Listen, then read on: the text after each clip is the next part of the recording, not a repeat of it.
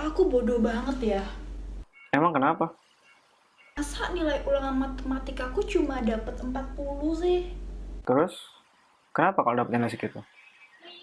Ya malu lah, kayak aku tuh jadi kelihatan bodoh banget. Emang siapa yang bilang kamu bodoh? Ya gak ada sih, cuma nilai anak-anak tuh pada bagus-bagus matematikanya. Jadi aku kayak malu, terus kamu juga bagus juga kan nilainya. Ya, lumayan sih. Tapi kan kamu gambarnya bagus. Lagi pula nilai seni rupamu kemarin yang paling tinggi kan di kelas. Ya kan nilai seni rupa gak bikin aku kelihatan cerdas. Percuma jago gambar, nilai seni rupa bagus, tapi kalau matematikanya jelek ya buat apa? Kok gitu? Emang kata siapa? Iya gitu, kata mamaku gitu. Salah nih pemikiran kayak gini. Bilangin ke mamamu kalau kecerdasan itu nggak cuma kecerdasan matematik doang. Lah, kalau bukan matematik doang, apa aja dong? Ada banyak tahu. Kemarin aku sempat nemu video deh. Jadi dia jelasin tentang tipe-tipe kecerdasan manusia gitu. Mau lihat gak? Mana-mana, bagi lihat dong. Oke, aku cari ya. Ini. Kalian pernah nggak sih ketemu kasus di mana seseorang hanya akan dianggap cerdas berdasarkan nilai akademisnya saja? Padahal kemampuan orang itu kan berbeda-beda dan tidak bisa dipukul sama rata. Seorang tokoh psikologi bernama Howard Gardner mengemukakan teori bernama multiple intelligence yang membahas mengenai 9 tipe kecerdasan manusia. Ia meyakini bahwa tiap individu memiliki potensi yang berbeda. Kalau gitu, kita bahas satu persatu aja yuk.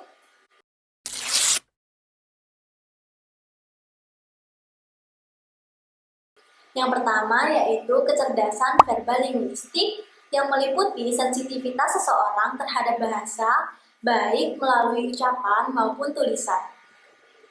Seseorang yang dominan pada kecerdasan ini memiliki kemampuan tinggi dalam mempelajari bahasa dan menggunakannya untuk mencapai tujuan tertentu. Jadi, apakah kamu orang yang suka menulis? Atau kamu mungkin mudah menghafal sesuatu? Atau juga kamu komunikator yang baik?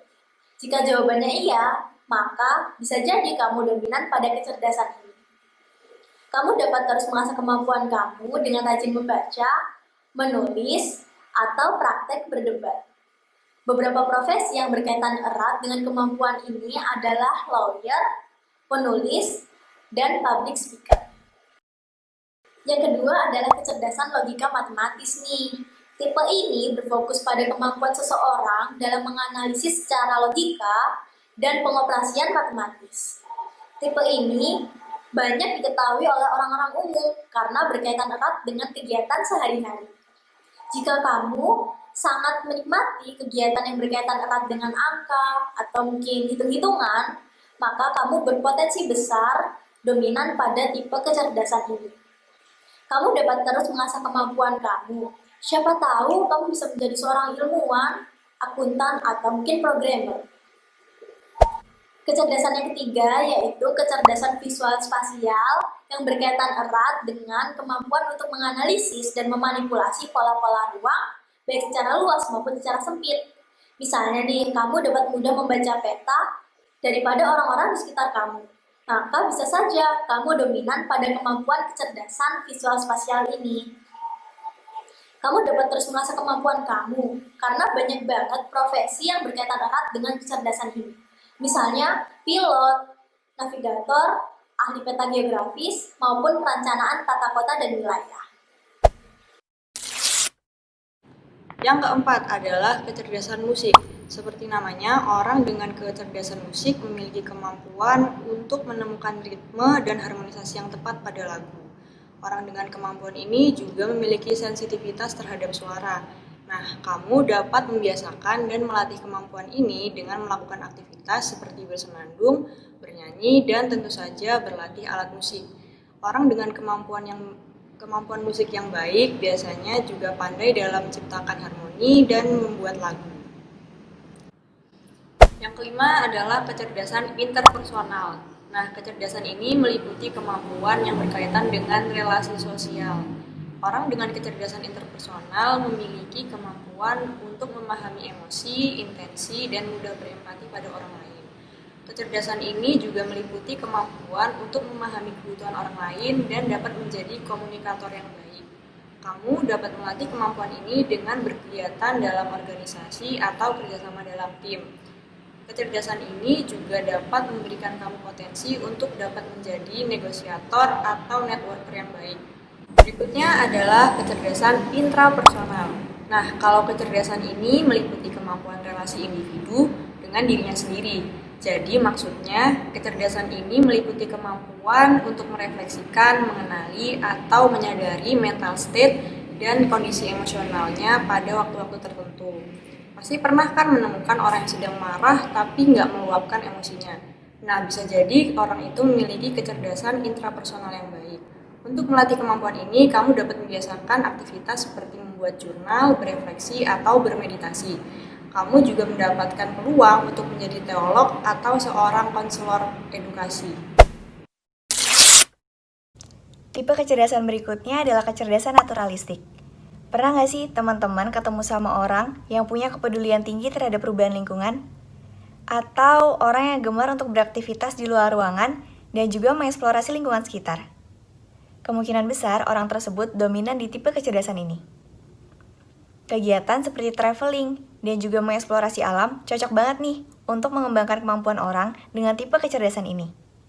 Ada banyak loh pekerjaan yang berkaitan dengan tipe kecerdasan naturalistik.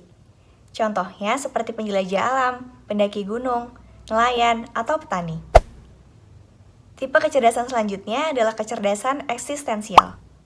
Orang yang memiliki kecerdasan eksistensial yang tinggi sangat tertarik pada topik tentang aspek-aspek keberadaan manusia. Kalau kamu suka berdiskusi dan juga membahas mengenai eksistensi dan spiritualitas, bisa jadi kamu orang yang dominan di tipe kecerdasan ini. Kegiatan seperti bertanya, melakukan refleksi, dan juga berdiskusi cocok banget buat kamu mengembangkan kemampuan kamu. Salah satu pekerjaan yang berkaitan dengan tipe kecerdasan eksistensial adalah filsuf. Nah, kecerdasan yang terakhir adalah kecerdasan kinestetik, atau kecerdasan yang melibatkan kemampuan gerak tubuh. Orang dengan tipe kecerdasan kinestetik mempunyai koordinasi tubuh yang baik dan juga keseimbangan tubuh yang baik. Mereka juga gemar untuk melakukan aktivitas fisik. Maka dari itu, buat kamu yang mempunyai tipe kecerdasan kinestetik, kamu cocok banget nih untuk mengembangkan kemampuan dengan melakukan aktivitas fisik dan juga aktivitas yang membutuhkan kerajinan tangan. Tentu teman-teman bisa menebak ya, pekerjaan seperti apa yang berkaitan dengan kecerdasan ini. Ada atlet, penari, atau balerina. Nah, udah selesai tuh videonya. Gimana? Udah dapat pencerahan belum? Iya udah dapet. Tapi beneran loh, aku tuh baru tahu kalau emang kecerdasan tuh ada banyak macamnya. Nah, makanya mulai sekarang nggak boleh ada lagi tuh ngebodoh-bodohin diri sendiri. Karena pada dasarnya semua orang tuh cerdas. Cuman ya emang kecerdasannya aja yang beda-beda. Iya ya, gitu ya, iya. Bilangin juga ke mamamu, biar beliau juga paham. Iya sih, itu harus biar gak dimarahin terus. Nah, itu yang paling penting. Yaudah ya, makasih ya. Kalau gitu aku mau balik dulu ke sana. Oke. Dadah. Ya, oke, sama-sama.